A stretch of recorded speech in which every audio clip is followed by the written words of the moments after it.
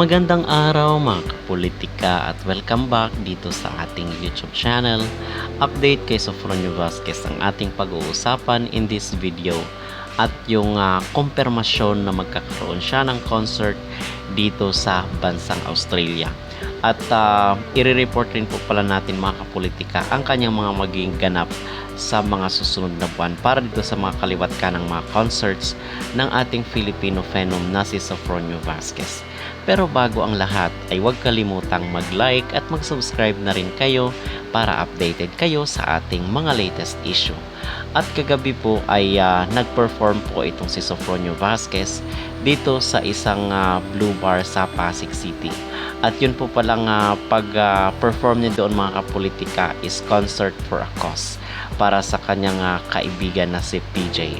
So nag-perform itong Sofronio. Hindi lang po natin ma-post mga kapolitika yung kanta dahil meron pong copyright kasi English ang owner ng kanta.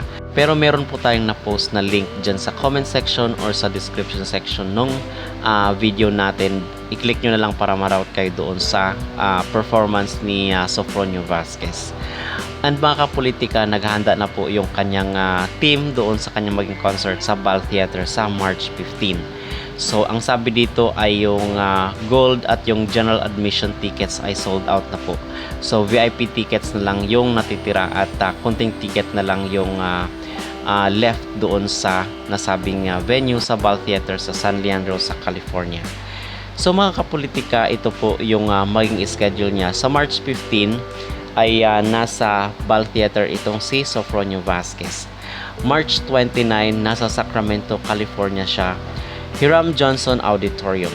March 8 Los Angeles, California sa Manila International Film Festival sa Beverly Hills.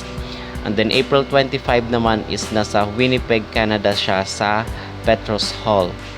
And then sa May 2 po is nasa Calgary, Canada si Sofronio sa Raver Hall. May 4 naman is nasa Vancouver, Canada sa Riverside Hall. May 24 Dubai, UAE World Trade Center. June 14 Utica, New York, the Stanley Theater. July 19 New York City, New York, the Town Hall. July 25 ay nasa Sydney, Australia siya sa Sydney Coliseum. And then July 26 Melbourne, Australia. Sydney, Australia itong si Sofronio. And then pinag-uusapan pa saan yung magiging venue niya doon sa bansa. For sure na mga kapolitika, kumpirmado kasi na-announce na po ito, na i-promote at na i-flash po doon sa It's Showtime kasi bumisita nga kahapon si Sofronio doon sa nasabing noontime show.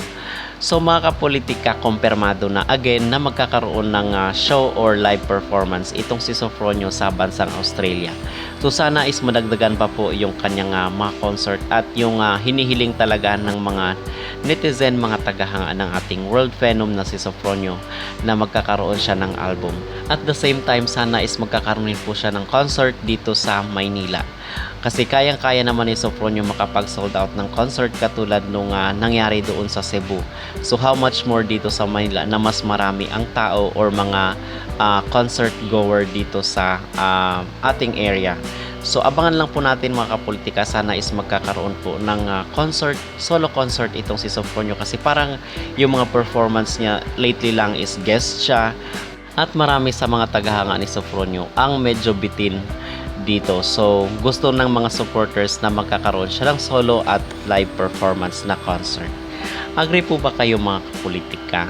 Mag-comment down below at huwag kalimutang mag-like at mag-subscribe na rin kayo para updated kayo sa ating mga latest issue.